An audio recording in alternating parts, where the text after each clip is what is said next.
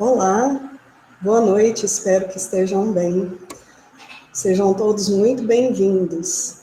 Meu nome é Cláudia Maestre, sou professora de gestão e coordenadora do projeto de extensão Finanças Pessoais Hoje e Sempre, do Instituto Federal do Triângulo Mineiro, campus Uberlândia. Gostaria de apresentar os membros do projeto que estão nos bastidores aqui me auxiliando. A professora Janaína Almeida, os estudantes Cauã Souza, Gabriele Cortese e Luana Machado. Hoje promovemos a palestra Noções sobre Finanças Pessoais, Orçamento, Endividamento e Investimentos, com o professor Felipe Prado, da UFO, que é economista com ênfase em finanças corporativas, negócios, empreendedorismo e relações internacionais. E é fundador do canal Felipe Prado, professor e economista, no YouTube. Bom, será que pelo menos uma vez por mês nós tiramos um tempo para pensar sobre as finanças pessoais? Aqui, reservamos esse momento e aproveitamos a oportunidade desta palestra para refletirmos sobre as possibilidades para a nossa vida financeira. Antes de iniciarmos a nossa palestra, gostaria de dar alguns recados. A lista de presença, ela será disponibilizada a partir de chat. As dúvidas, perguntas também são a partir de chat e podem ser enviadas ao longo da palestra que o professor Felipe vai desenvolvendo para a gente. E eu gostaria de solicitar o apoio de todos, nos seguindo no Instagram e também dando um like aqui na nossa transmissão. E agora, sem mais delongas, chamo o professor Felipe Prado para iniciar a nossa reunião. Obrigado, eu agradeço a professora Cláudia pelo convite, pela possibilidade de conversar um pouco sobre finanças pessoais, né? Parabenizo aí o esforço de desenvolver um projeto de extensão que, enfim, é uma atividade que tem ganhado força no Brasil, essa necessidade de levarmos conteúdo para a sociedade, né? Sairmos dos muros institucionais, seja de um instituto federal, seja de uma universidade federal, e acessarmos a sociedade com uma linguagem simples, enfim, mostrando para as pessoas o que a gente faz na universidade ou faz no Instituto Federal, tem desdobramento prático na vida das pessoas, que a gente não fica apenas aí no mundo da teoria, e essas coisas podem, consequentemente, afetar a nossa vida prática. Estou muito honrado de aceitar esse convite. É uma instituição da mesma cidade, irmã, né, aí da UFO, enfim. É um prazer participar. Eu gosto bastante dos institutos federais, já tive a oportunidade de ser professor substituto por pouco tempo num instituto federal, e eu sei que é uma instituição que preza pela qualidade do ensino e que tem aí uma juventude que quer ter não só conhecimento teórico, mas também conhecimento prático. Bem, vamos lá, né? Vamos começar a conversar. Eu gostaria aí que a apresentação ficasse pronta. Eu não vou me arriscar aqui a colocar na tela cheia para não dar nenhum problema. Deixa eu ver se eu consigo só dar uma... porque como eu estou com duas telas aqui, eu posso correr o risco de cometer algum equívoco aqui e a gente atrasar nossa palestra. Bem, eu vou desenvolvendo aqui uma conversa, eu acho que não tem nada do ponto de vista difícil. Eu venho trazendo aí minhas percepções por mais de 20 anos, né? Não só estudando economia, mas na minha graduação, o meu curso ele tinha um viés mais financeiro e de economia das empresas. Assim, eu não me formei numa universidade pública, então a minha formação de graduação foi uma formação com viés de mercado e, portanto, finanças pessoais, finanças de corporações ou de empresas, são assuntos que eu já estudo aí há pelo menos uns 20 anos e gosto muito de conversar sobre essas questões. E a ideia aqui é trazer justamente algumas reflexões que vão dar alguns insights, algumas ideias adicionais para você aí que está pensando nessa organização financeira. E a ideia, portanto, é trazer noções aí sobre finanças pessoais, mas fazendo essa reflexão sobre orçamento, endividamento e investimento. Se ao longo aqui da minha exposição alguém quiser interromper, fazer alguma pergunta, alguma questão, pode fazer que, se for pertinente, eu paro e já vou desenvolvendo a resposta, enfim, em relação à questão. Peço só desculpa um pouco pela minha voz, que na semana passada eu peguei um resfriado muito forte e acabei ficando sem voz na semana passada. Veja, o que eu quero trazer aqui para a gente conversar?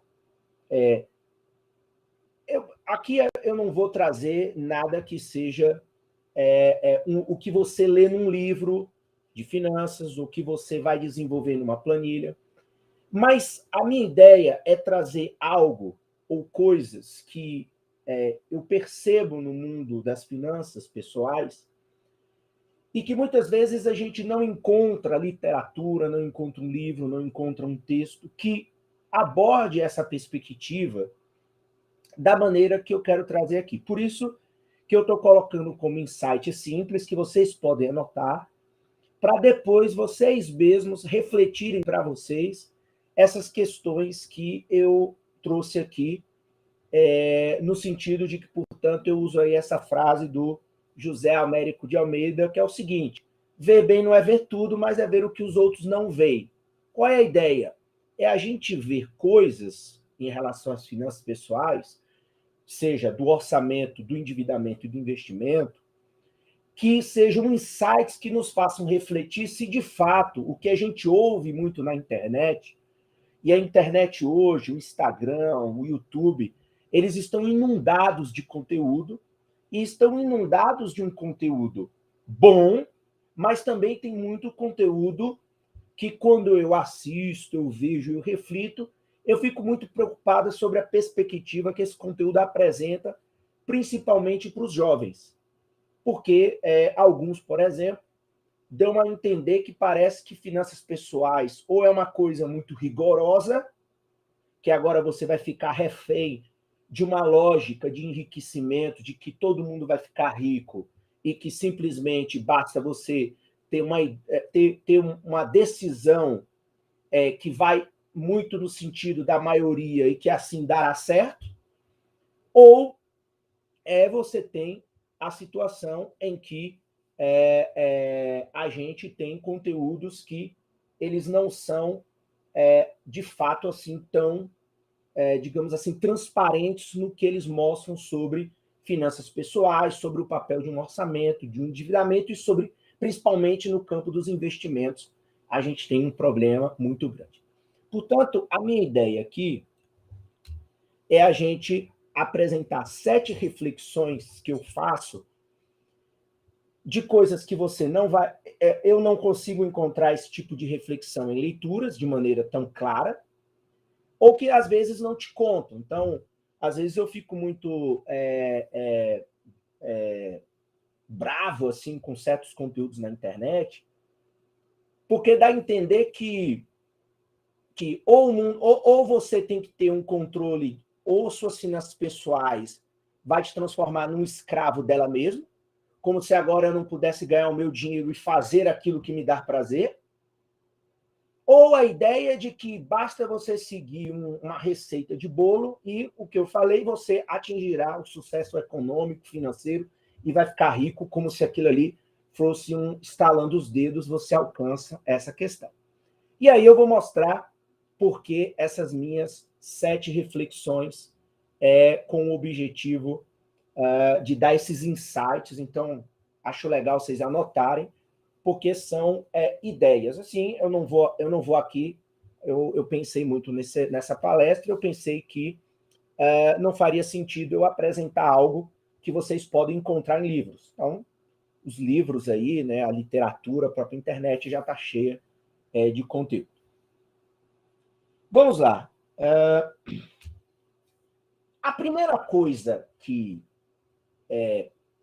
me preocupa quando a gente fala de finanças pessoais é a gente não ter a falsa divisão, dicotomia de visão, a falsa divisão que existe entre a compreensão, por exemplo, do que é, e aí eu vou explicar tudo com calma e com bastante didática, o que é, por exemplo, caixa ou liquidez, né? Que seria assim, o dinheiro que eu tenho agora aqui no meu bolso ou na minha conta, e o patrimônio. Então, eu acho que a primeira coisa, de noção de finanças que vocês têm que ter, é de que existe didaticamente essa diferença entre o caixa, o dinheiro que você de fato tem no bolso, que alguns livros podem chamar de liquidez, né? Ou caixa, e o patrimônio que a gente vai ter pessoalmente. Então, por exemplo, o meu caixa é o meu salário que eu ganho no final do mês, então é o dinheiro, né? Eu posso ir ali comprar um pão, pagar a conta de luz. Ou eu tenho o patrimônio, que seria o meu carro, a minha casa, né? Enfim, pode ser um investimento financeiro também. A primeira coisa, portanto, de finanças, e que eu vejo muito conteúdo na internet que às vezes ou não explica ou confunde, é de que, na verdade, é o seguinte, não existe essa divisão. Ou melhor, a falsa ideia de que uma pessoa bem-sucedida financeiramente ela tem que ter muito patrimônio é enganoso, ou a ideia de que uma pessoa que tem muito dinheiro no banco é bem-sucedido financeiramente, porque essa é a métrica de medida. Então, eu acho que nem uma coisa nem outra. Então, o equilíbrio entre eu ter patrimônio e eu ter dinheiro, ou eu ter liquidez, caixa, grana, né, proveniente da minha renda, o equilíbrio entre entre esses dois elementos nas finanças pessoais é fundamental. Por quê?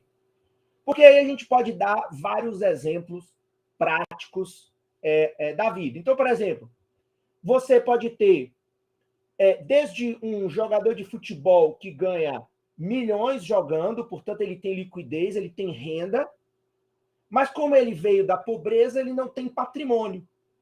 Mas ele, ao ganhar muito, será que basta isso para ele ser rico? Então, algumas experiências vão mostrar que há jogadores que passaram a vida toda no futebol ganhando muito, mas quando acabam a carreira ficam pobres, porque justamente tinham muito caixa, mas não tinham patrimônio. Mas o inverso também é verdade. Você tem o problema da pessoa. Então, veja só, qualquer um de vocês estudante aqui, que está começando a vida agora, se de repente você descobre que você vai herdar uma fazenda de 1 milhão de hectares no Tocantins, patrimônio você não come, porque da noite para o dia você pode ter um patrimônio que pode dizer que você é rico, mas este patrimônio você não come, portanto, não resolve os seus problemas de curto prazo agora. Portanto, nesses dois exemplos bem simples, isso mostra que é preciso ter um equilíbrio entre o que eu vou manter líquido e o que eu vou ter de patrimônio. Uma coisa e outra precisam estar em equilíbrio, por quê? Porque nós precisamos lidar com algumas escolhas que nós fazemos do passado, os desafios que a gente tem no presente e o problema das incertezas do futuro, que pode ser, por exemplo, uma crise econômica.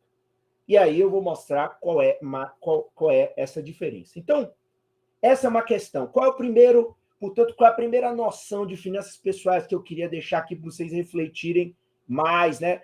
E quem está participando do projeto aí, pesquisar, enfim, estudar mais. Essa é essa relação entre algo líquido e o patrimônio. Então, por exemplo, vamos supor uma pessoa que não tem patrimônio, que não vai herdar nada, e ela também não tem trabalho.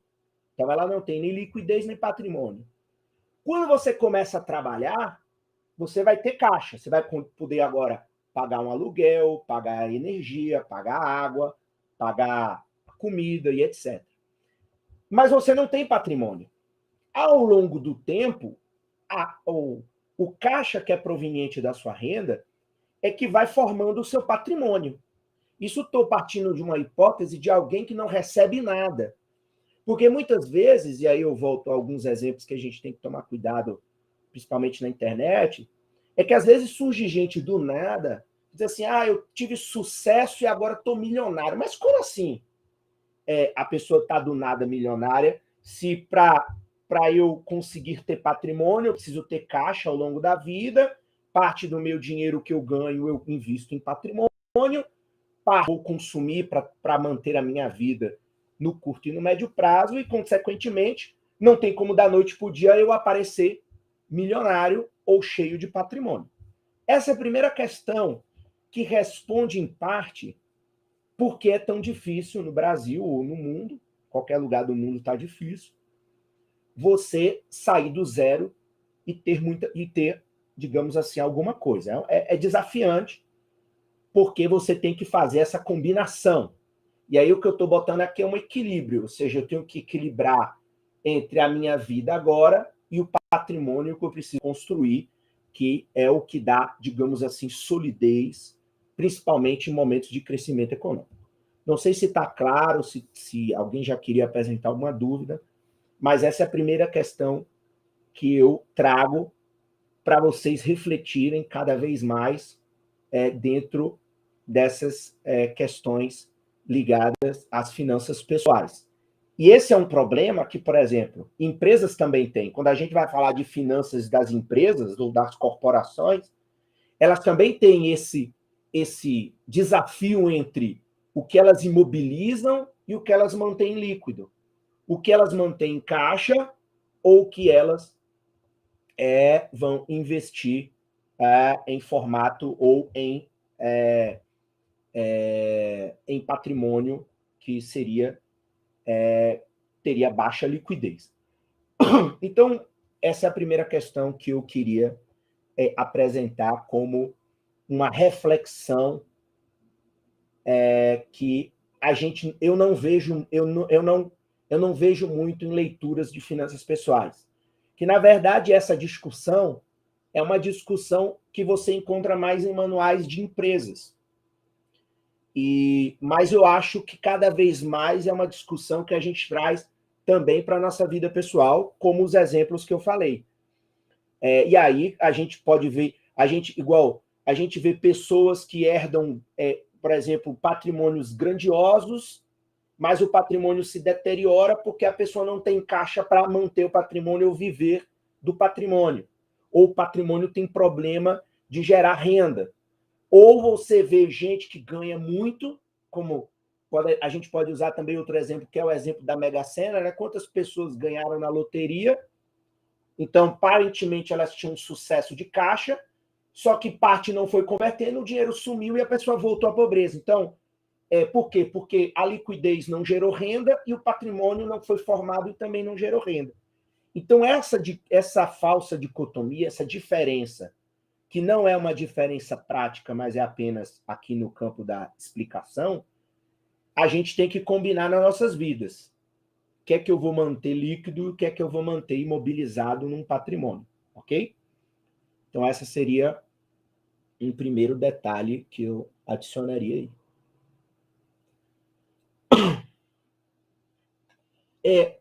E aí, por que eu falo no equilíbrio? O que acontece? E aí, assim, eu vou misturando muito nas finanças a minha experiência também na economia. Então, veja, por que é importante, então, por que não existe divisão entre essa liquidez, esse caixa e o patrimônio? Porque quando a gente vai para o mundo real, e nós aqui, organizando as nossas finanças, eu organizo as minhas finanças, eu vou ao mundo real, eu posso encontrar, por exemplo, no mundo real, um cenário de crise econômica. Igual agora, a pandemia. Então, veja, se eu não tenho um emprego fixo, chega a pandemia, eu não consigo ter renda, não adianta eu ter uma casa porque eu não como a casa. Eu não faço uma pizza com a casa, eu não pago a luz com a casa. Então, em momentos de crise, ter o equilíbrio daquilo que você mantém líquido, caixa, dinheiro, é importante. Porque em momentos de instabilidade econômica, onde você pode ter dificuldade de ter mais renda, ou você pode ter dificuldade de encontrar crédito, você vai começar a ter certas restrições no seu dia a dia. Porque quando eu estou usando aqui a expressão caixa ou liquidez, ou se você for na literatura, você pode encontrar outras expressões, eu estou falando, portanto, que num momento de crise econômica, você pode encontrar desafios para o seu dia a dia. Então, vamos usar aqui um exemplo muito simples. E aí, eu posso estar falando tanto de uma crise localizada, como uma crise da economia mesmo. Então, por exemplo, quando você tem a situação agora da inflação, a inflação é uma crise que a gente está vivendo no país. Então, os preços cada vez mais altos das coisas, ainda que algumas coisas já tenham baixado, nós estamos diante de uma crise sucessiva de preços em várias áreas. Pois bem, se os preços sobem cada vez mais, isso significa que eu posso ter uma crise para garantir o meu dia a dia. Então, a luz ficou cara, se mais do meu dinheiro eu coloquei, digamos, comprei um imóvel, comprei um carro, mais eu vou ter dificuldade para garantir o dia a dia. Então, quando a gente tem um cenário de crise, o que importa é a liquidez. Não importa o patrimônio. Se eu tenho mais patrimônio ou menos patrimônio. Por quê? Porque aí é a garantia da sobrevivência do dia a dia. E diante de uma crise econômica, os patrimônios eles sofrem desvalorização. Portanto, aí é desafiador também você estabelecer e enxergar na economia real, quando a gente vai para a economia, essa necessidade de fazer este equilíbrio. Então, por exemplo, na pandemia, passou bem pela pandemia quem, digamos, tinha uma reserva econômica, quem conseguiu sacar um fundo de garantia, quem tinha grana, din-din, dinheiro. Por quê? Porque era o que naquele momento num momento de crise, ainda que não uma crise econômica, mas uma crise sanitária que se converte em uma crise econômica, você precisa ter recursos para garantir a operação do dia a dia, da sua operação do dia a dia.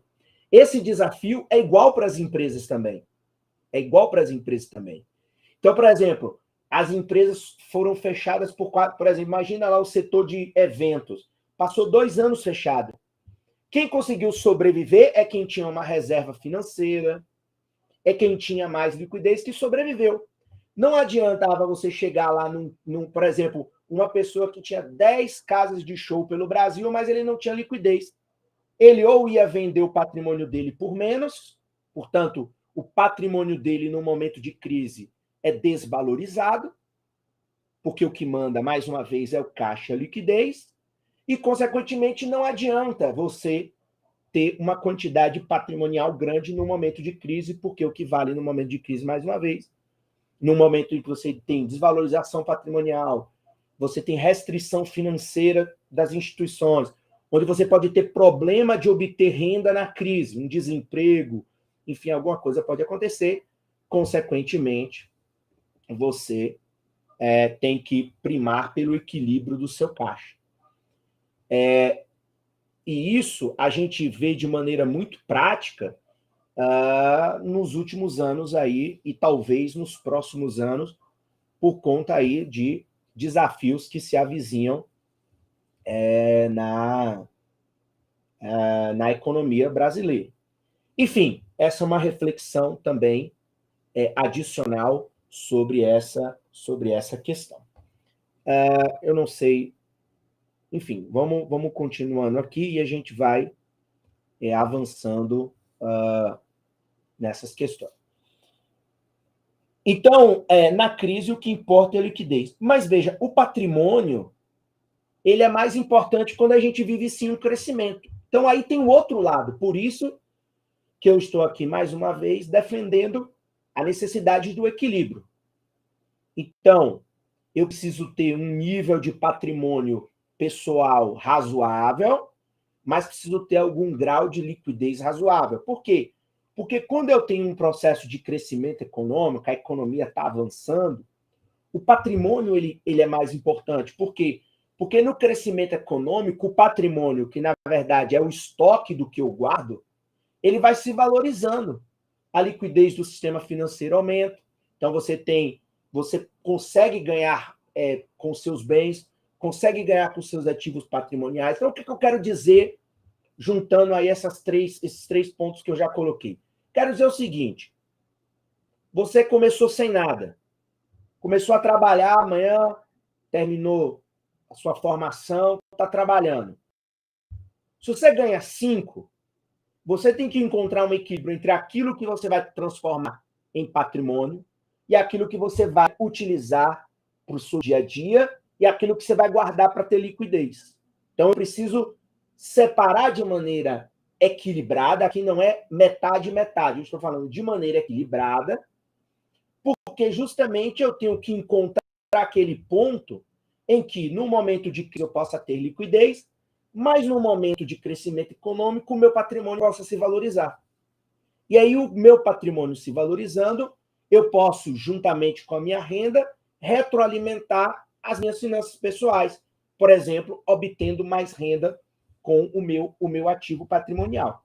Então, tudo isso é uma reflexão que nos leva ao desafio de decidir individualmente, porque aí, claro, essa é uma questão individual, cada pessoa vai decidir o quanto supõe ser o equilíbrio entre patrimônio e liquidez, para que a gente não caia lá nos exemplos mais caricatos que eu coloquei aqui, né? Então, várias pessoas que ganham na loteria, mas empobrecem. Vários jogadores de futebol que ganham milhões de reais ao longo da carreira, mas quando envelhecem pobres. Ou pessoas que têm muito patrimônio, mas perdem tudo ou não conseguem manter o patrimônio ou rentabilizar o patrimônio. Porque também, eu sempre brinco, eu dou aula para alunos de agronomia, e às vezes eu brinco com eles que imagine se você amanhã recebesse uma fazenda no Tocantins, você estudante, que está lá com um dinheirinho contadinho, andando de bicicleta, e você recebe um patrimônio da noite para o dia. Bem, a chance desse patrimônio se deteriorar, a chance desse patrimônio entrar em colapso é grande. Por quê? Porque você não tem o outro lado, que é caixa e liquidez, para garantir a possibilidade de manutenção do patrimônio, de rentabilidade do patrimônio e assim sucessivamente. Então, um depende do outro. Então, patrimônio e caixa e liquidez são duas faces de uma mesma moeda, da moeda finanças pessoais. Então, na vida finanças pessoais, eu tenho um lado que é a liquidez e tenho um outro lado que é o patrimônio. E eu tenho que combinar isto. Eu tenho que combinar esses dois lados de maneira a não ter problemas tanto na crise como no crescimento. Ok? E aí é muito importante a gente ter essa combinação.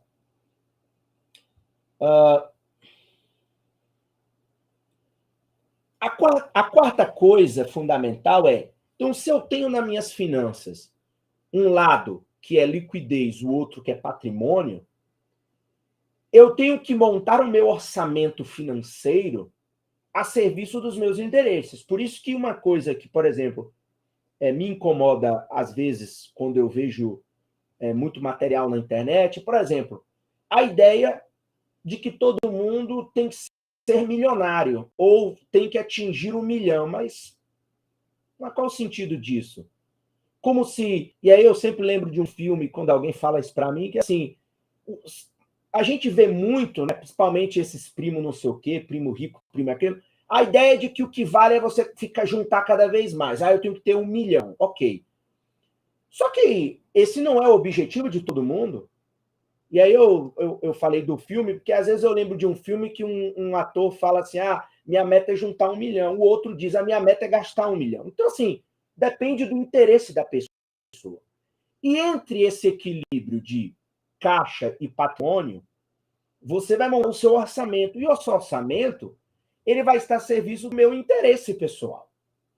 E cada um de vocês vai estabelecer um interesse diferente. Então, por exemplo, eu posso ter o interesse de ter uma casa e talvez um sítio. O outro quer ter 5 apartamentos para alugar. O outro talvez prefira investir numa kitnet. Ou outro prefere ter um carro ou não ter um carro. Um prefere investir na bolsa e o outro em renda fixa. Essas opções, e é por isso que o mercado ele está cheio de opções, é para justamente fazer com que cada pessoa escolha aquilo que se adequa aos seus interesses.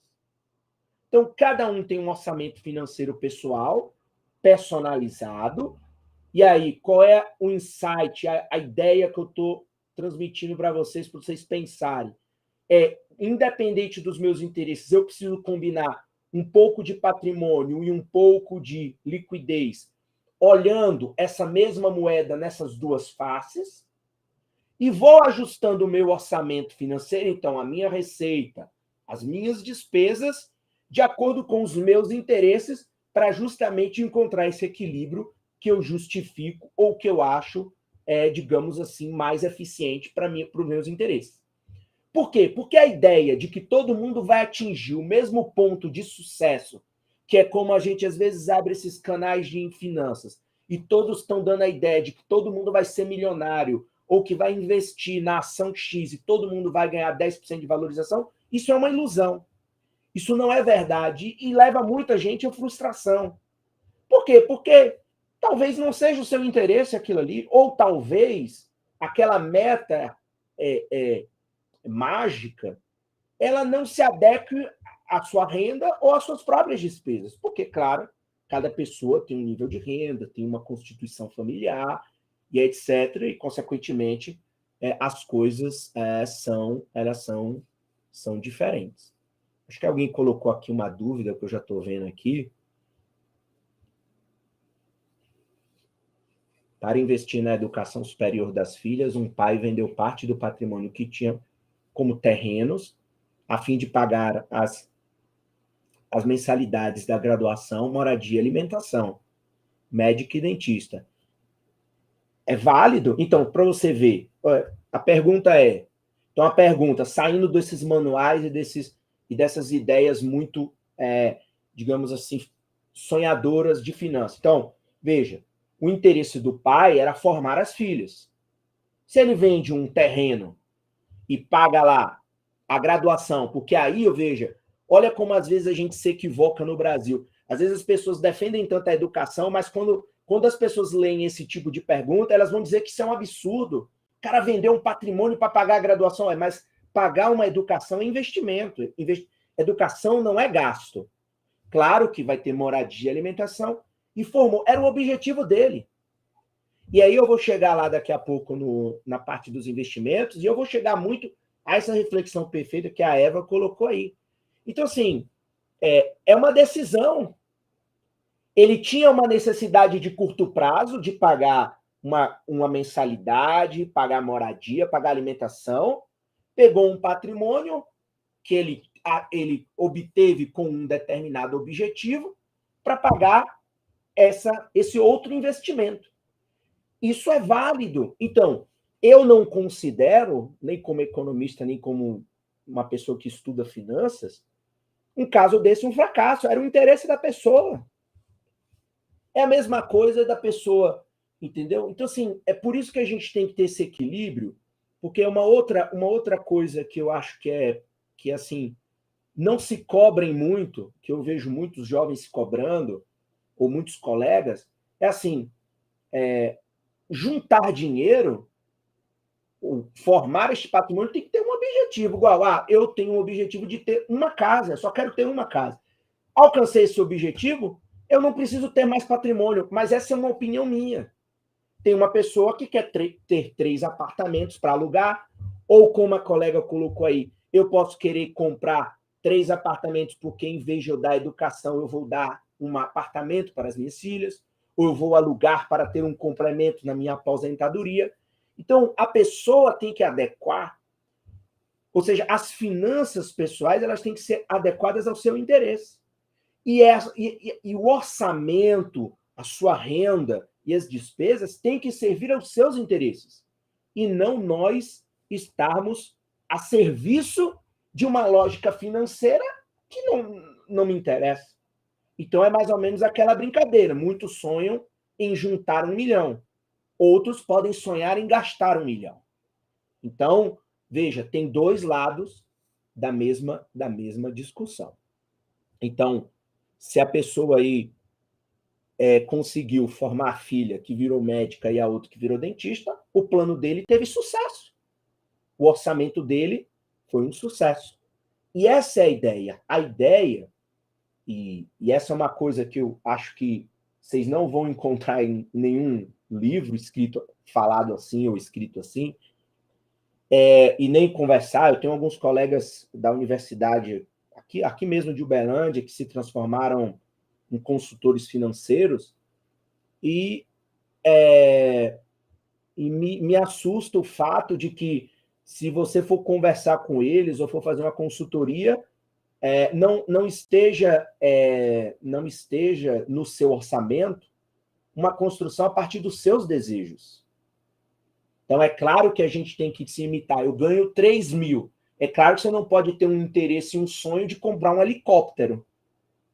Mas aquele seu dinheiro, entre a composição de um patrimônio e de você ter também os seus interesses, eu acho que é válido, porque daqui a pouco eu mostro aí qual é essa questão. Então, veja, para a gente ir para o ponto 5. Eu tenho, portanto, a necessidade de ter patrimônio e ter liquidez. Isso é 2 faces de uma mesma moeda. E eu vou construir um orçamento para justamente atingir esses interesses entre essas 2 faces. Ter algo de patrimônio e ter algo de caixa, de liquidez. E o orçamento é a ferramenta também, e aí é uma ferramenta bem técnica, matemática, que, enfim, tem muito material bom também na internet, muito livro bom, vários livros que te ensinam a montar um orçamento, mas monte um orçamento focado nos seus interesses. Então, igual, qual é o meu interesse? Me formar. Qual é o meu interesse? Me mudar para uma cidade onde tenha mais oportunidade de emprego. Tudo isso é válido. Então, as suas finanças sendo utilizadas para alcançar os seus interesses. E aí, uma coisa importante... Opa, avancei aqui demais. E aí, uma coisa importante é que, se o orçamento está aos meus interesses, eu tenho que ter neste meu orçamento, portanto, 2 pernas. Quais são as 2 pernas do meu orçamento? Eu tenho a moeda, patrimônio ou liquidez, monto o meu orçamento, receitas, quanto eu ganho, quanto a minha família ganha, quanto nós gastamos, quanto a gente vai investir, quanto a gente vai comprar patrimônio, vai guardar, quanto a gente vai viajar, quanto a gente... etc. E aí eu tenho, neste planejamento financeiro, eu tenho 2 pernas que precisam ser levadas em consideração. Então, dentro dessa perspectiva de orçamento entre ter liquidez ou ter patrimônio, eu tenho que decidir quando eu vou usar a perna do endividamento e quando eu vou utilizar a estratégia do investimento. Porque também, mais uma vez, endividamento é uma coisa importante das finanças pessoais. Mais uma vez, é muito comum ver na internet, em alguns artigos, etc., em jornais, o fato de que parece que eu não posso ir ali no banco, mas comprar, financiar a minha casa. Ou eu não posso ir mais ali no banco, financiar o meu carro, porque os juros está... Pô, mas eu quero ter o carro. Se os juros ou não está, essa é uma decisão minha, do meu orçamento. Sou eu que tenho que montar a estratégia. Por quê? Porque o endividamento, o endividamento ele é fundamental para equilibrar justamente as duas faces da moeda. E ele é indispensável na formação de patrimônio, porque é mais ou menos o seguinte: vamos imaginar que todos nós não herdamos nada, somos pobres. Qual é a única forma da gente construir patrimônio? Por exemplo, a gente tem uma casa para morar. A gente primeiro tem que trabalhar, tem que ter uma renda, sei lá, uma renda de 5 mil. Nós vamos pegar dos 5 mil, 2 mil e vamos comprar uma casa. Ah, mas 2 mil por mês não compra uma casa. Verdade. O 2 mil por mês, na verdade, você vai comprar a casa no banco, ele vai financiar este imóvel para você, e você vai todo mês pegar aquela parte da sua renda e vai dar ao banco.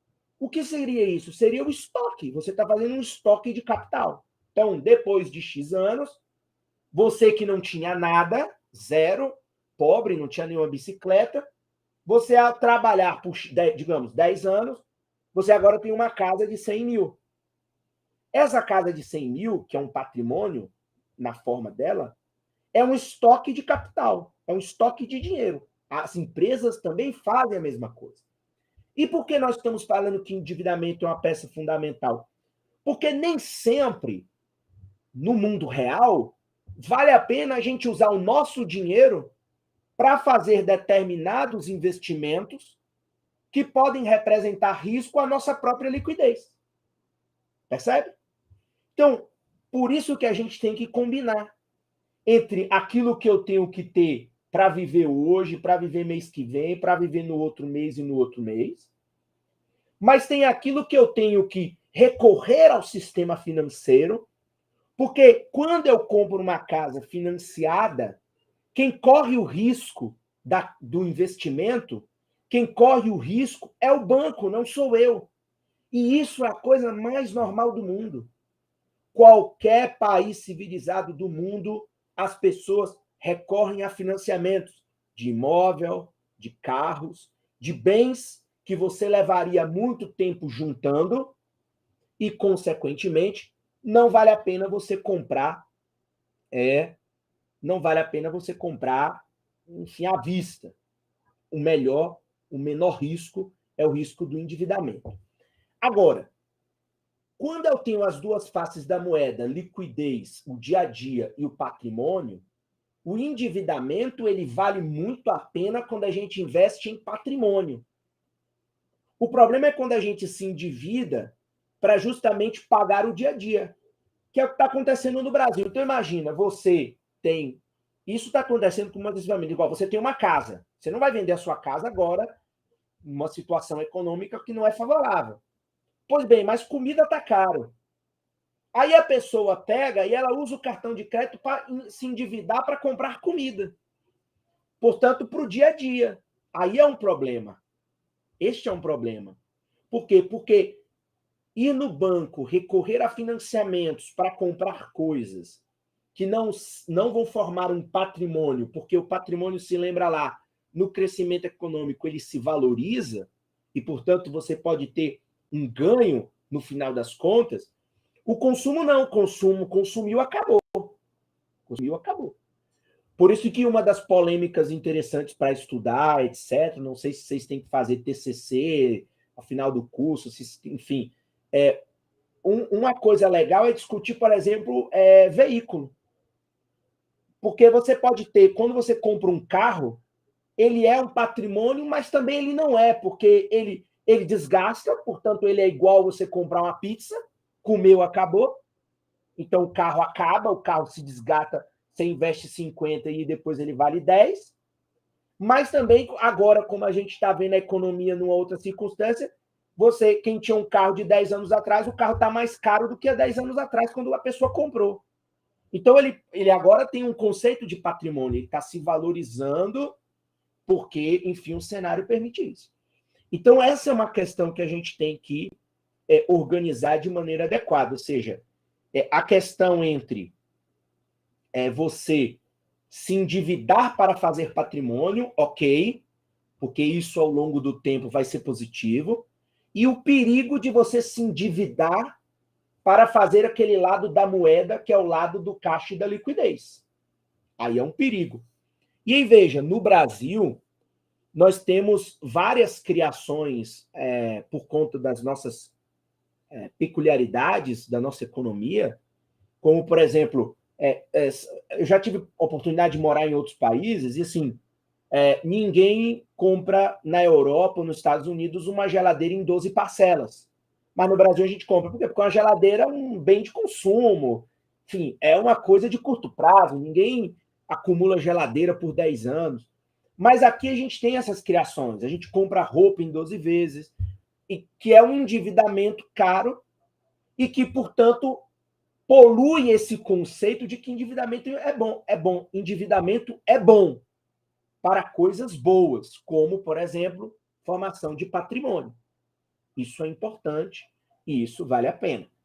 E esse é o desafio que a gente tem de tentar equilibrar esse cenário. E aí, mais uma vez, para a gente avançar, é importante destacar que, quando a gente recorre ao endividamento, a gente está equilibrando o curto prazo, o caixa, a liquidez, com o patrimônio que não é líquido, que é difícil se desfazer, que é difícil de vender. Como eu sempre brinco, a gente não come casa, a gente só mora na casa. Então, a gente não come, a gente não paga energia com a casa, a gente não paga água. Então, o patrimônio,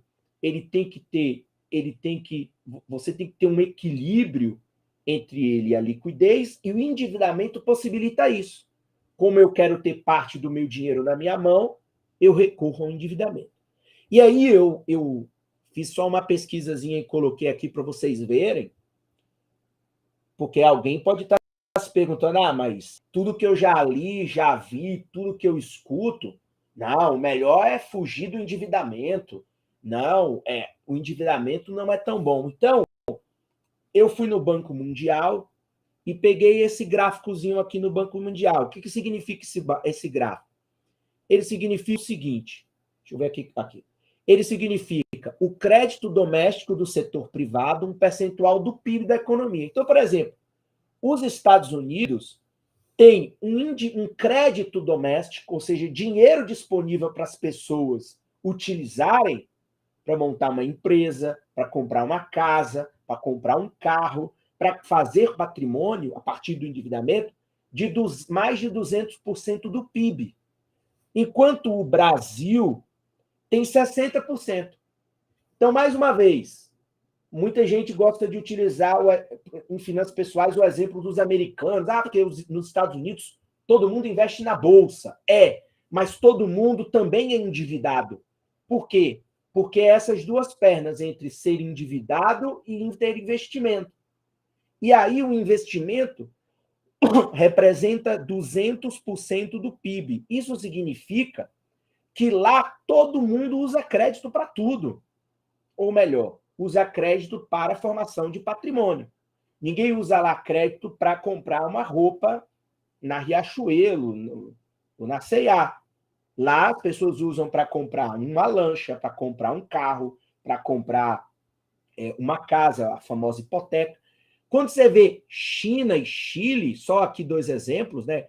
Um que é a segunda maior economia do mundo e o Chile, vocês vão ver que eles, inclusive, estão acima do Brasil. O que é isso? É o uso do endividamento como motor da economia. No sentido de que eu me endividar para formar patrimônio é não só importante para a economia, como importante do ponto de vista das finanças pessoais. Porque quando eu me endivido, quem corre o risco por mim é o banco, é a instituição financeira. Porque imagine, eu compro uma casa em 30 anos. Muita coisa pode acontecer em 30 anos. Eu posso morrer, a gente pode passar por umas 30 crises, a gente pode passar ou por 30 crescimentos, eu posso perder o emprego, eu posso ficar mais rico. Enfim, tem muita coisa. O bairro que eu comprei pode piorar, pode desvalorizar meu imóvel. Então, quando eu compro isso por endividamento, eu estou colocando o risco na instituição financeira. E aí é esse equilíbrio que você precisa ter dentro do seu orçamento, dentro dessa sua moeda, com essas duas faces, caixa, liquidez e patrimônio, que é o seguinte: eu preciso, em determinados momentos com risco, eu preciso endividar, vou usar dinheiro de terceiros, do banco. Em outro momento, o que sobrar do meu dinheiro eu vou investir. Então, numa economia desenvolvida, as pessoas, elas são num país desenvolvido, as pessoas são ao mesmo tempo investidoras e também devedoras. E isso não tem nenhum problema, assim como fazem as empresas há muito tempo. Ok? Agora, o problema do endividamento é quando ocorre a inadimplência, que é não pagar a dívida. Eu ter dívida não é um problema. Ah, eu tenho uma dívida de 200 mil reais. Tudo bem, não tem problema. Eu tenho renda, eu estou de boa. Estou ganhando meu salário, ou estou ganhando o lucro da minha empresa, estou tranquilo. O problema não é a dívida. O problema é quando eu não pago a dívida. Aí se torna um problema das finanças pessoais. E aí, veja, mais uma vez, retornando bem didaticamente. Então, se eu tenho na minha moeda os dois lados, caixa e liquidez e patrimônio, monto o meu orçamento, decido aquilo que eu vou me endividar, decido aquilo que eu vou investir. Portanto, se esse meu orçamento eu não fizer atingindo os meus interesses e levando em consideração as minhas limitações de receita e de despesa, o meu endividamento pode virar um problema, porque aí ele pode virar uma inadimplência, que é você não pagar a dívida, e não pagar a dívida significa que você tem um problema do lado do caixa. Porque todo mês, se lembra lá a questão do imóvel, nós ganhamos 5 mil. Eu pego 2 e pago todo mês a minha prestação da minha casa lá na Caixa Econômica Federal. Se eu perco um emprego, eu não consigo pagar o imóvel. Portanto, se eu perco o emprego, eu não tenho caixa. Eu posso até ter parte da casa. Mas lembrando, a casa eu não como e eu não vendo da noite para o dia. Se eu não tenho renda, eu não pago a prestação mensal da Caixa, que é aquele estoque de capital que você vai fazendo. E aí, esse é um grande problema. Esse é um grande problema. E aí, mais uma reflexão para vocês pensarem de maneira estratégica. Quando a gente toma a decisão de se endividar, principalmente o endividamento de longo prazo, eu tenho que tomar uma decisão muito bem pensada, porque caso eu não consiga pagar, caso eu não dê conta de pagar lá as prestações desse imóvel, por exemplo, ou de um carro, por exemplo, você vai ter um grave problema no seu orçamento.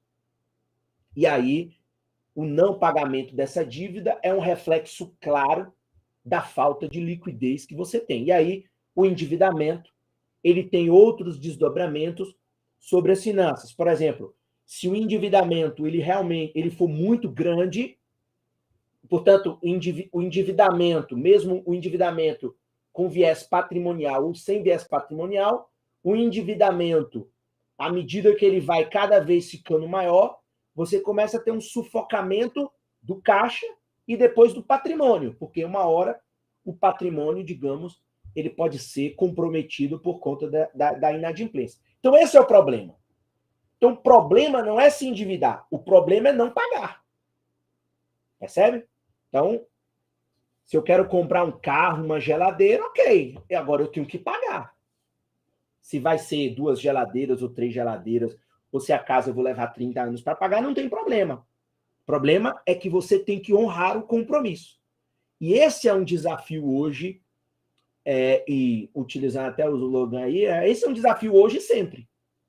É nós montarmos um orçamento, traçarmos um plano. Ao longo do trajeto, o plano precisa ser revisto, esse orçamento precisa ser revisto sempre. A pandemia mostrou isso. Quando a gente estava em fevereiro lá, parecendo que estava tudo normal, acabou o carnaval, o mundo explodiu, em crise para tudo que é lado, desemprego, enfim, fecha tudo. Então, você tem que sentar e revisar o seu plano. Mas ao longo dessa crise, por exemplo, os juros foi tão baixo que um monte de gente comprou imóvel porque estava barato financiar uma casa.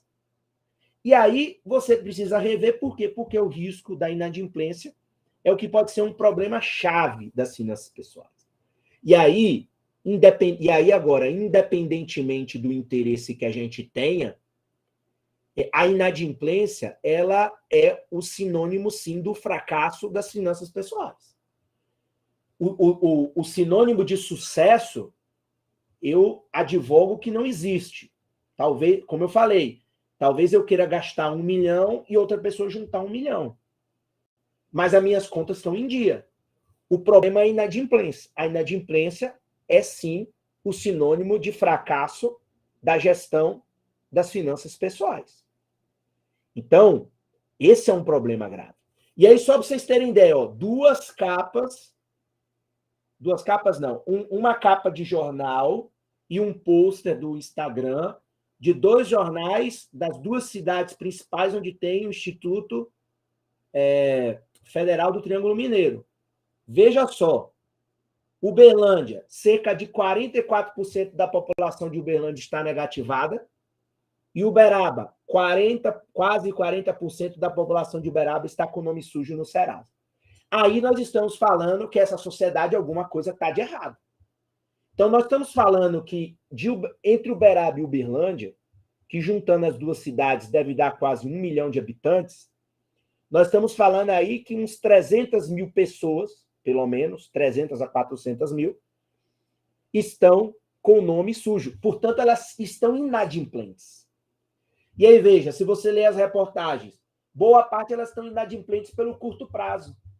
Claro que tem a pessoa que não consegue mais pagar a prestação do patrimônio, não consegue mais pagar o carro que usa para trabalhar, não, mas a maioria é porque usou o endividamento para comprar comida, o que é uma tristeza, para comprar roupa, para comprar uma geladeira, para comprar uma televisão, e aí depois não conseguiu pagar.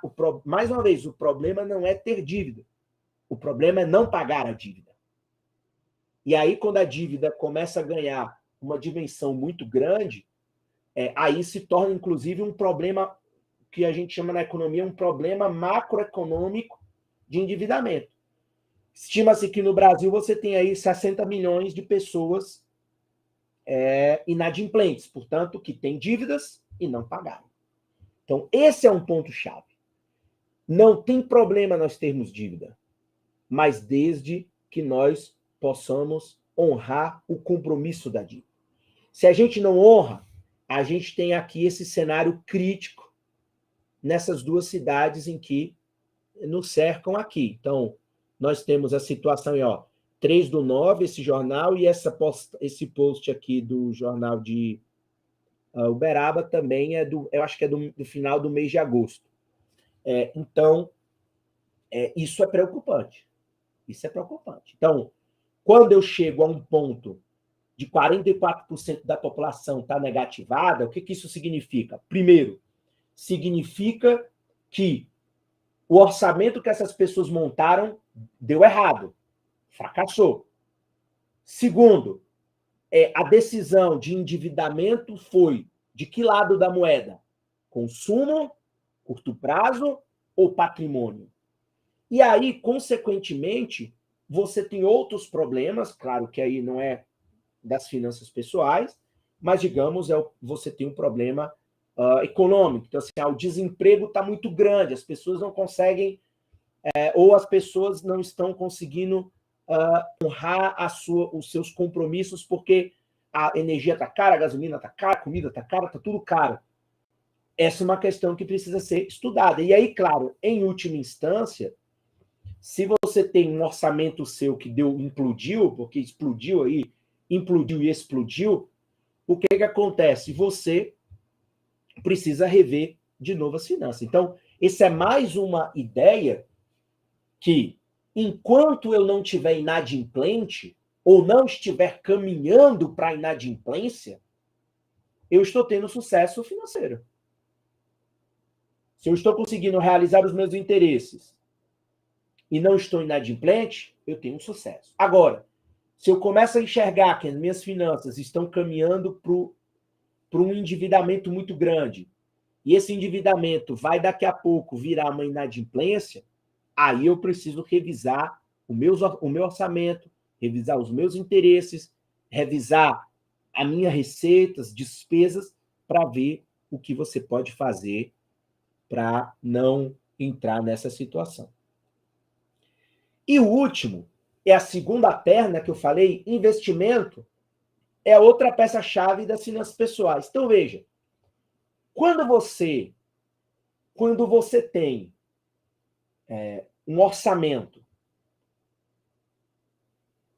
orçou lá suas receitas, montou suas despesas, vai fechar lá com algum saldo positivo, isso inclui que, em algum momento, você vai se endividar igual lá na casa. Por exemplo, eu não aconselho ninguém a comprar casa à vista. Ou, talvez, 50% à vista, 50% financiado. Por quê? Porque você tem o risco do imóvel. E quando a pessoa sobra alguma coisa do mês, ou recebe um 13º, uma participação no lucro, lá quando você trabalha numa empresa, ou etc., etc., você pega a parte desse dinheiro e investe. Portanto, volta aquelas duas pernas que eu falei do que é finanças pessoais numa... Todo mundo é endividado, mas todo mundo é investidor. Por quê? Porque parte da minha renda, para mim não correr risco, em vez de eu utilizar na compra de um imóvel, de um sítio, de um carro, eu guardo o meu dinheiro, uso o dinheiro de terceiros pagando juros, não tem problema, e pego a minha parte, que eu guardei, que é o meu dinheiro do meu trabalho, e invisto tentando ter uma taxa de juros superior à do endividamento. Portanto, eu pago o endividamento e ainda fico com um pedaço. Tudo isso é feito justamente para você minimizar os riscos. E aí, inclusive, tem textos mais antigos que, para empresas, aplicados à empresa, que mostram, por exemplo, que, por exemplo, há estudos que, quando mostram de empresas, falam assim, uma empresa quer construir uma fábrica. Ela vai usar capital dela, dinheiro dela, ou ela vai num lugar pegar financiamento? E aí tem estudos que mostram que, às vezes, o ideal é 50%. Eu coloco 50% do meu dinheiro e o outro 50% eu pego no banco. Ah, mas você tem o dinheiro para pagar à vista? Não, mas tem o risco envolvido. Portanto, o ideal nas nossas finanças, e aí é outro insight que eu trago para vocês, é a ideia da gente aplicar essa mesma técnica empresarial para as nossas vidas. Então, assim, eu posso ter uma parte de dinheiro guardado meu, enfim, um investimento ali para tentar ter um juros melhor, um rendimento melhor, formar um patrimônio financeiro também, comprar uma ação, deixar a ação lá por 10 anos, enfim, ter dividendos, enfim, fazer alguma aplicação, ou investir num CDB, etc. E parte daquilo que eu acho que vale a pena não correr risco, eu vou e utilizo o endividamento para atingir os meus interesses. Portanto, o investimento financeiro ele vai permitir você ter rentabilidade em parte da sua liquidez, ou vai permitir você criar um patrimônio financeiro com o propósito de servir aos seus interesses. Então, essas duas composições. É que, às vezes, eu vejo a ideia muito de que a pessoa... olha, fulano tem X mil aplicado, nossa, não sei o quê. Isso, eu acho assim, isso não diz nada, porque depende dos riscos que ele está correndo, depende dos interesses dele, depende da forma como você, por exemplo, das relações profissionais que você tem e das incertezas que você vive. Enfim, tudo isso precisa ser muito bem construído. E apenas para concluir, quando a gente fala de investimento, a gente também não pode se comparar muito a outros países.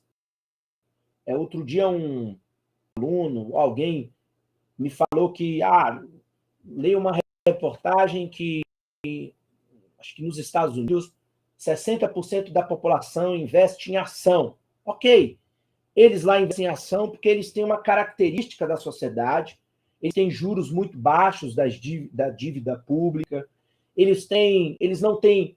É comum nos Estados Unidos você não ter nenhuma seguridade, enfim, nenhuma garantia no seu emprego. Então, as pessoas têm que poupar por necessidade. Elas vão investir porque elas querem valorizar o seu dinheiro, mas não por uma estratégia simples e racional, mas por necessidade. Aí, por exemplo, quando você vem no Brasil e você vê muita gente, digamos, aplicando em CDB, né, ou deixando na poupança, é porque aqui tem uma outra característica de sociedade, nós temos outros valores e outras estruturas de proteção da sociedade que fazem com que, necessariamente, não tem por que eu querer investir ou fulano querer investir. Enfim, aí, quem tiver alguma dúvida sobre isso, a gente detalha mais. Então, essa é mais ou menos a ideia do que eu queria apresentar de insights. Assim, não quis trazer nada muito técnico, coisas para, digamos assim, instigar vocês a continuar estudando finanças ou dar um nó na cabeça aí para justamente você falar assim, mas isso que ele falou não tem sentido ou tem sentido, talvez precisa desenvolver melhor certa coisa, porque basicamente os investimentos ou as finanças pessoais, o orçamento, o endividamento, etc., tudo isso são ferramentas, né, técnicas, mas essas ferramentas técnicas, eu vi aqui, chegou aqui uma dúvida da Alda, né? Eu já respondo, só finalizando então. O que acontece? São ferramentas técnicas, né? Na economia, diríamos que são assuntos que têm menos, digamos assim, e agora que está na moda, viés ideológico, são coisas muito técnicas. Ó, montar um orçamento é uma coisa muito técnica. Mas, consequentemente, essa técnica ela não está livre da nossa perspectiva individual de análise e de reflexão estratégica. Então, seja a decisão de se endividar, seja a decisão de investimento, por exemplo, como não aceitar que uma pessoa pobre que não herdou nada, ela não se endivide para comprar um imóvel? É lógico que ela tem que se endividar, senão ela nunca vai ter uma casa para ela. Então, isso é normal. E aí, vindo aqui até na pergunta da Alda, né? Professor, os juros imobiliários são muito altos. Mesmo assim, começa a pagar apenas 50% quando for financiar o imóvel? Pergunto isso porque os juros habitacionais são maiores que os juros de investimento. Então, Alda, para você ver, nós estamos agora em 2022, os juros imobiliários de fato estão altos. Mas, por exemplo, em 2020, quando a taxa Selic estava 2%, explodiu a construção civil no Brasil porque estava muito barato comprar uma casa financiada. E quando eu digo essa questão de 50-50, na verdade, o seguinte, em cada momento, ou no momento em que você for tomar a decisão, você vai ter que sentar e fazer o cálculo. Quanto vale financiar e quanto vale pagar à vista, ou pagar de capital do seu próprio dinheiro. Por quê? Porque o que acontece é o seguinte, mais uma vez, comprar um imóvel não deixa também de ser um investimento com risco. É que, historicamente, no Brasil, a inflação, todos os nossos problemas históricos, principalmente dos anos 80, fizeram com que se criasse no Brasil o mito de que imóvel não tem risco. Tem. Imóvel tem risco. Então, o que acontece? Você pode comprar um imóvel num bairro que você acha que ia explodir, que ia crescer, e o bairro micou. Significa que aquele imóvel seu não vai valorizar aquilo que você espera, ou o bairro não vai ter as coisas que você imagina. Então, tem um risco. Então, consequentemente, quando você distribui entre o financiamento e o seu dinheiro próprio, você diminui esse risco. E, claro, essa decisão ela precisa ser tomada, ou o cálculo dessa decisão precisa ser realizado de tempos em tempos. Igual, em 2020, na verdade, em 2020, valia a pena você financiar o máximo possível. O máximo possível. 80%, 85%. Por quê? Porque os juros estavam muito baixos. Hoje, com os juros altos, talvez você já tenha uma outra composição de financiamento. Mas de uma coisa eu te garanto, não vale a pena colocar o seu dinheiro todo, arriscar ele. É para isso que existe instituição financeira. Se vocês pegarem qualquer livro de finanças, administração financeira, e forem lá na estrutura do sistema financeiro nacional, vocês vão ver. O sistema financeiro é composto de poupadores e tomadores. Então, quando alguém te empresta o dinheiro, o banco te empresta, ele está emprestando e arriscando o capital de outras pessoas, não o seu. E é isso que as empresas pensam, entendeu? Então, eu acho que a gente tem que trazer eu acho que a gente tem que trazer para as finanças pessoais cada vez mais essas estratégias do mundo empresarial, porque elas hoje, com a informática, com a simplificação de muitas coisas, nós hoje conseguimos aplicar muitas coisas que antes estavam reservadas apenas para a empresa, nós conseguimos aplicar na nossa vida hoje. Basta a gente pensar o seguinte: há 25 anos atrás, nossos pais, nossos avós controlavam as finanças dele num caderninho de supermercado. Hoje, você baixa na internet qualquer aplicativo de gestão profissional que parece um aplicativo ou um software que parece um software empresarial, com gráfico, com planejamento, perspectiva de futuro, com tudo. É uma coisa impressionante. Que há 25 anos atrás, isso quem tinha eram só grandes empresas. Então, a gente pode trazer algumas técnicas também para poder aprimorar nossa percepção sobre finanças pessoais. Eu acho que é isso que eu gostaria de contribuir. Agora ficou aberto aí as perguntas para a gente, para quem quiser tirar alguma dúvida, questionar, nós estamos aí à disposição para botar aí em xeque o que eu falei, né? Não, isso aqui não são verdades universais e nem é uma coisa que não está também passível de talvez você discordar, ok?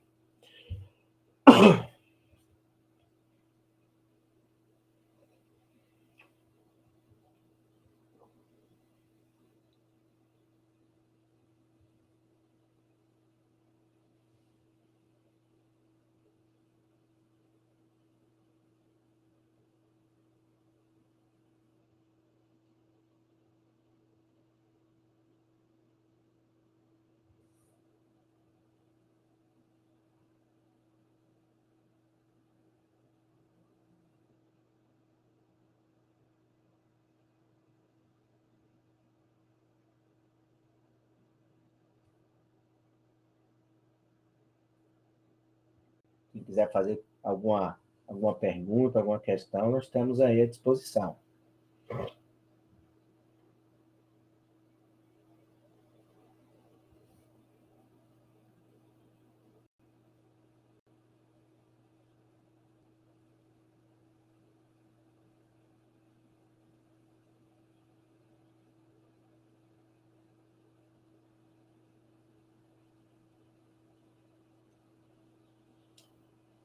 O que o senhor acha dos consignados? É o melhor negócio, né? Hoje no Brasil é o dinheiro mais barato que existe, né? Para a pessoa física.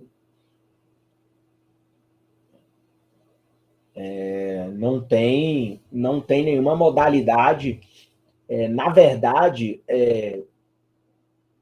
os consignados, até mesmo para empresas privadas, o consignado é o dinheiro mais barato que existe para um endividamento pessoal, que aí é preciso tomar cuidado. O seguinte: o duro é a pessoa que pega consignado para pagar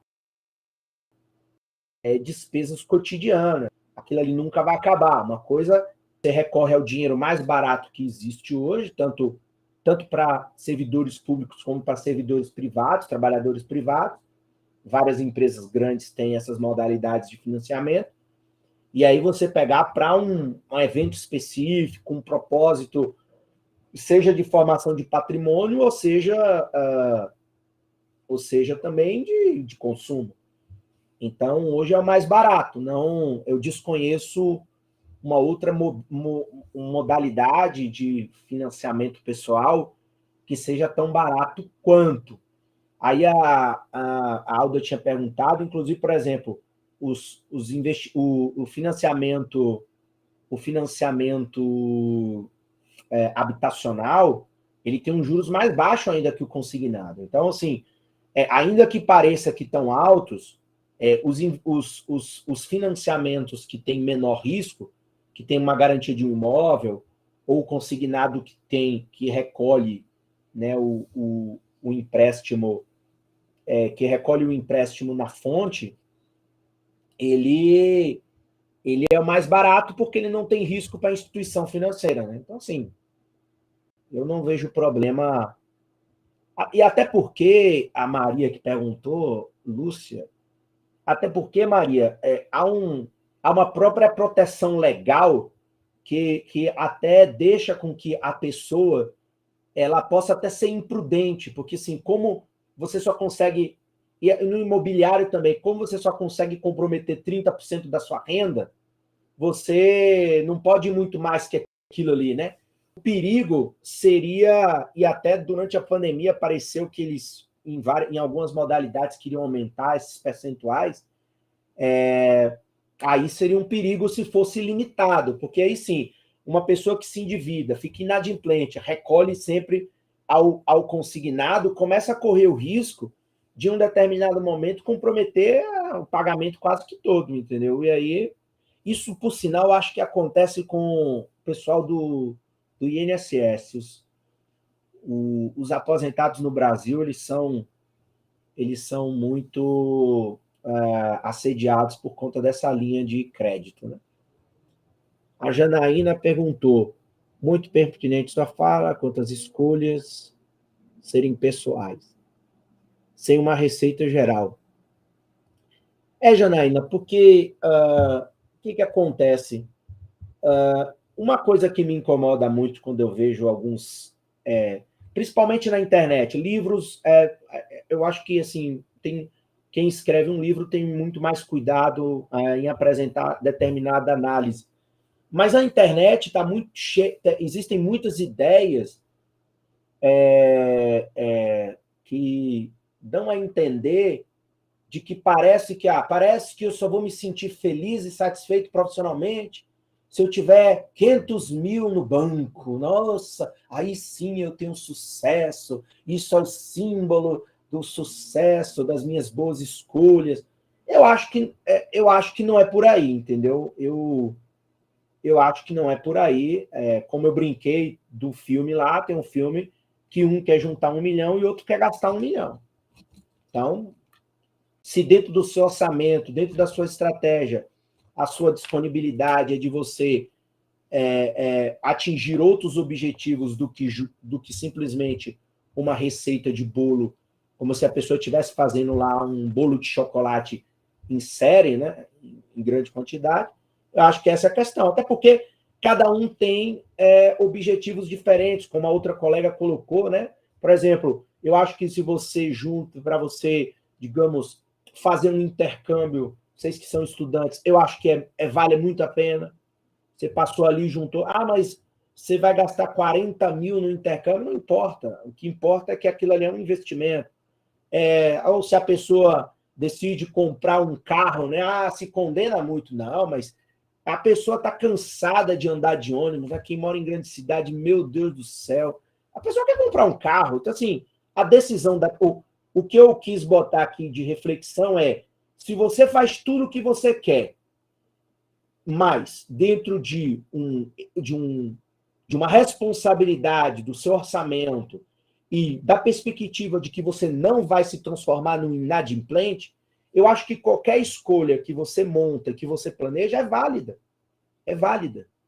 Você não precisa ter 500 mil, mas você comprou o seu carro e cansou de passar a vida toda pegando ônibus, é um direito seu de fazer essa escolha, entendeu? Desde que você pague o carro, enfim, seja à vista, seja financiado, eu acho que o que vale é essa questão. Qual o melhor investimento com baixo risco que você indica? Bem, no Brasil é investimento em dívida pública, né? O governo no Brasil.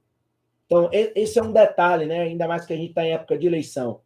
é contraditório, assim, o governo no Brasil, um monte de serviço ruim. Todo mundo reclama do hospital, reclama do posto de saúde, reclama da universidade, reclama do instituto, reclama de tudo.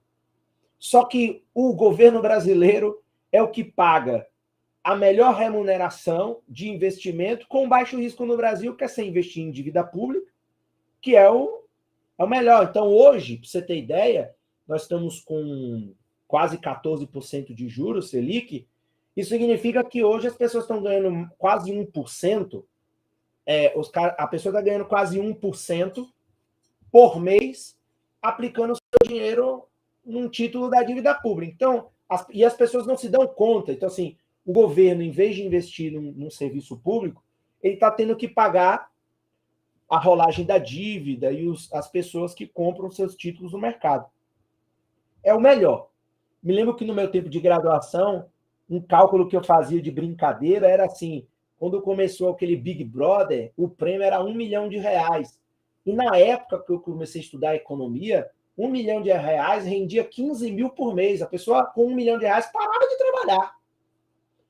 A gente voltou com os juros. Então, R$1 milhão hoje está dando aí uns 8 mil, 9 mil reais.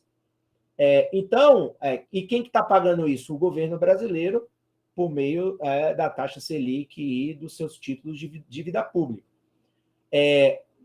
Na pandemia, para você ver, na pandemia, esse mesmo investimento ele estava dando 2% ao ano. Ao ano. Foi a menor taxa de juros da história. Então as coisas mudam. Então, mais uma vez, o que eu quis trazer aqui para vocês é a ideia é trazer pontos de reflexões para que vocês vejam que finanças pessoais não é uma receita de bolo e de pizza e que a cada momento que você for tomar uma decisão na sua vida, você precisa fazer a análise dentro daquele momento. E sempre vai ter a necessidade de revisão desta decisão. Por quê? Porque a economia muda, as relações econômicas entre as coisas mudam, enfim, e aí você precisa tomar uma outra decisão. A Eva que pergunta também, você acha que o programa Minha Casa Minha Vida inflacionou o mercado imobiliário?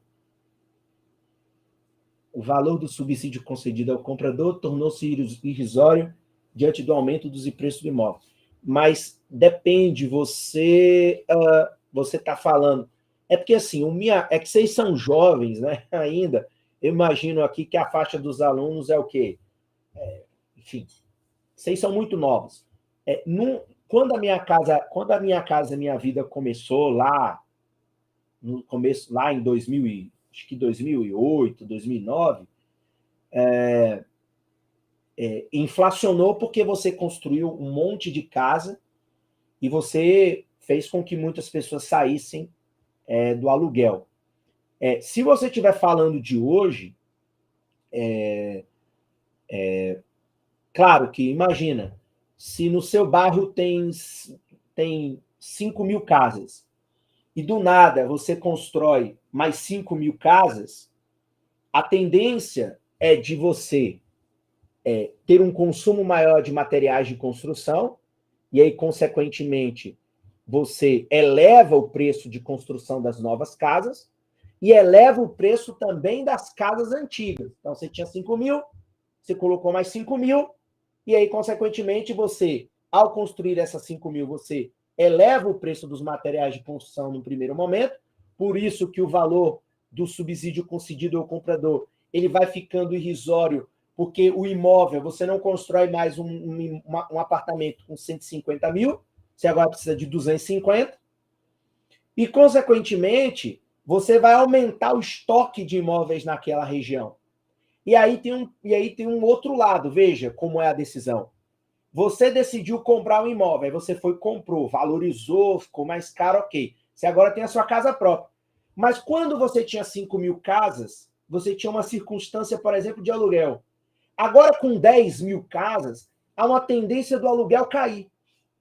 Por isso que eu me lembro que eu cheguei em Uberlândia, eu sou da Bahia, mas eu cheguei de Uberlândia há uns 12 anos atrás, E cada vez mais em Uberlândia se constrói, o que significa que o preço dos aluguéis tende a cair cada vez mais. Por quê? Porque você tem uma explosão de imóveis. Então, veja, ao passo que se torna viável se financiar um imóvel, o outro lado da moeda, que, digamos, seria o aluguel, se torna também cada vez mais barato. Então, você tem a economia e as finanças vão se relacionando nesse sentido.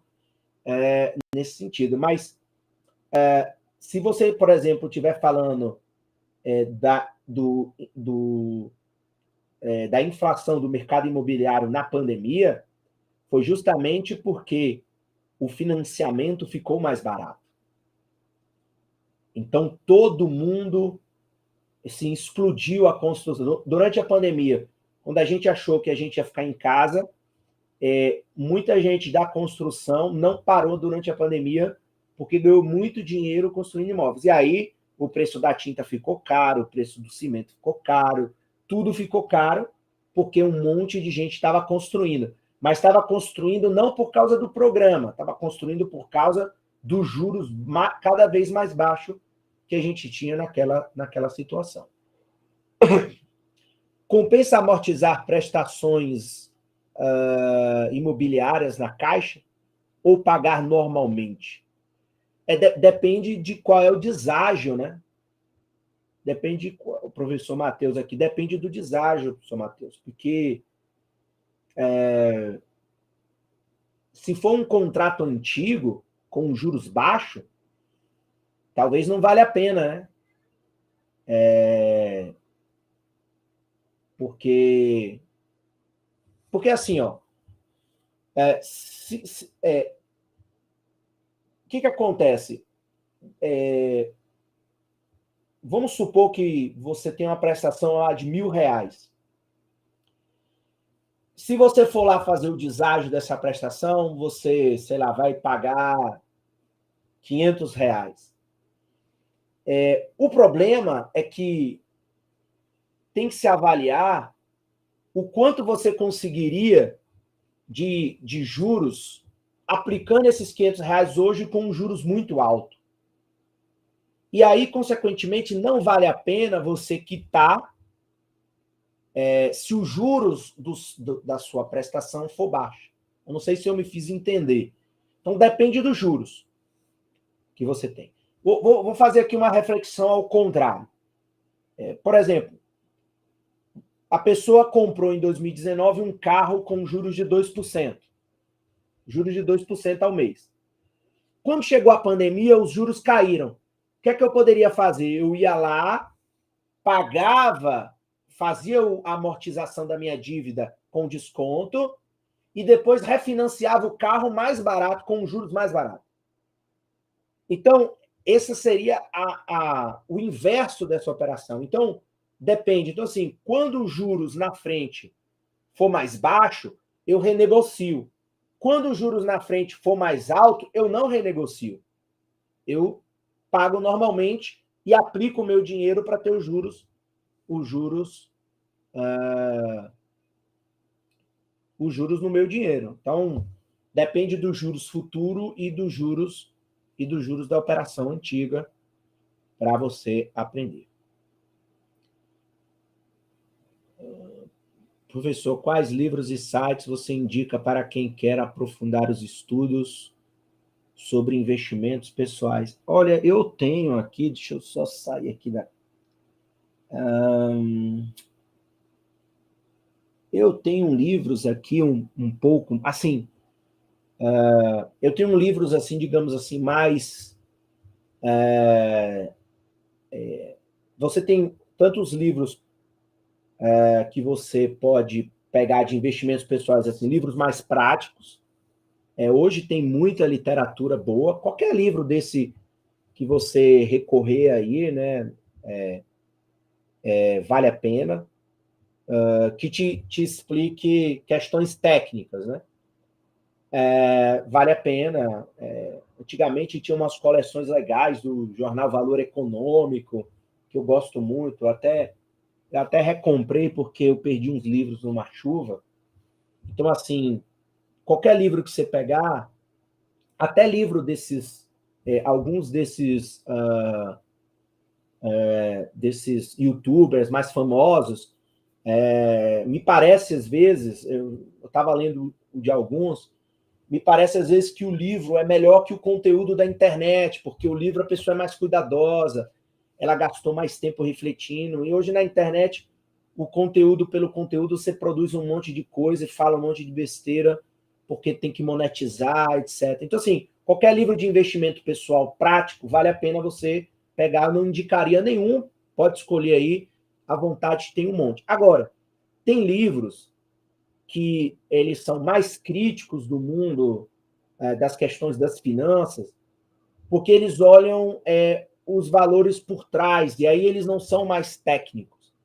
E aí depois, se alguém quiser me passar um e-mail, eu passo uma lista, que é justamente essa ideia, assim, por exemplo, aqui não era o objetivo dessa palestra, mas assim, uma coisa que eu sempre, de alguns livros críticos, né, e aí tem livros legais, no sentido de que você tem, por exemplo, a ideia, por exemplo, a ilusão de que todo mundo vai ser rico e milionário. Isso aí é um mito, não tem como. É muito difícil. Segundo, tem livros que criticam, por exemplo, se a gente for investigar a fundo, muito desses youtubers que se dizem milionários, a história de que eles, eu comecei do zero, isso não é verdade. Assim, ninguém começa do zero, entendeu? Mais uma vez, voltando, eu brinco lá nos cursos que eu dou aula, né? E falo assim, o fulano começou do zero. Eu falei, tudo bem, eu vou dar um pedaço de terra para vocês aqui, eu quero que vocês comecem do zero, mas vocês não vão ter enxada, vocês não vão ter carro, vocês não vão ter nada, é começar do zero. Então, assim, é difícil certas coisas que a gente vê de finanças pessoais. Como se fosse, igual assim, como se fosse fácil, nossa, veja como é fácil ter 10 mil reais. Não é fácil ter 10 mil reais, é difícil. Tem R$1 milhão. Não é fácil, é muito difícil. Então, esses livros críticos são mais, a gente precisa ter mais cuidado. Mas os livros técnicos, ixi, baixou aqui, deixa eu ver se eu paro. Alda Kelly que perguntou. Eu acho, Alda, que tem muitos livros legais, bacanas, técnicos, assim, né? Como montar um orçamento.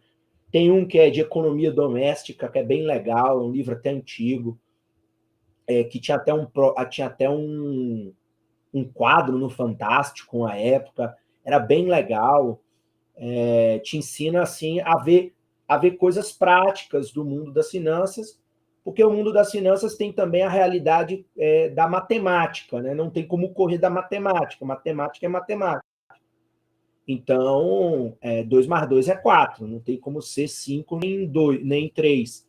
Então, vale a pena você pegar aí qualquer livro. E assim, um conselho, eu acho assim, o livro, ele é muito mais completo, eu acho assim, o conteúdo na internet, ele lhe ajuda,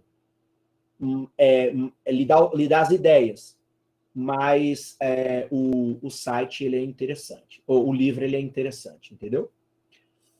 Tá bom, eu vi aqui que o Marvin colocou que... Posso só responder? Acho que tinha só mais uma pergunta. Eu vi um vídeo do Primo Pobre, em que ele ensina que é melhor amortizar o tempo, ao invés de amortizar o valor da expressão. 3 mil é melhor. Eu não entendi a questão. Eu acho que não tem diferença amortizar o tempo ou o valor da prestação, porque você pode amortizar a última parcela ou você pode amortizar a próxima parcela. Então, há uma diferença. Claro que se você amortiza a última, você diminui o tempo. Se você amortizar 3 mil, é melhor do que antecipar algumas prestações. Mas a amortização a Eva perguntou, a amortização, Eva, na verdade, quem calcula é o banco. Você até sinaliza qual é a prestação que você quer e ele faz o cálculo. Na verdade, ele retira os juros, né, daquela parcela e traz ela para o presente. Aí os cálculos de taxa interna de retorno, valor presente líquido, e aí você traz. Então, assim, você diminui o tempo e diminui o valor da prestação. Isso aí eu acho que é a mesma coisa, pelo menos na minha percepção aqui. E a última aqui, na atualidade, qual seria a melhor forma de aplicar algum valor além da poupança? Bem, Kelma, no Brasil, dívida pública. Você ganha 14% sem risco nenhum. Se você for investir na bolsa, comprar uma ação, tudo bem, você pode ganhar 50%. Só que você também corre o risco. Corre o risco de perder parte do capital. Igual, só dando um exemplo, muita gente apostou na Magazine Luiza, durante a pandemia, a ação despencou. Muita gente apostou nesse Nubank, a ação despencou para mais de 50%. Então, depende. Você quer sair da poupança, ok. Mas você quer correr risco? Não quer correr risco? Quer o dinheiro daqui 1 ano? Quer o dinheiro daqui 2 anos? Pode esperar 5 anos? Então, tudo isso vai tomar a decisão. Mas no Brasil, a gente ainda continua sendo o paraíso da renda fixa, né? É a característica do nosso país. Eu acho que seria isso aí que eu poderia contribuir com vocês. Espero ter respondido todas as dúvidas e as questões.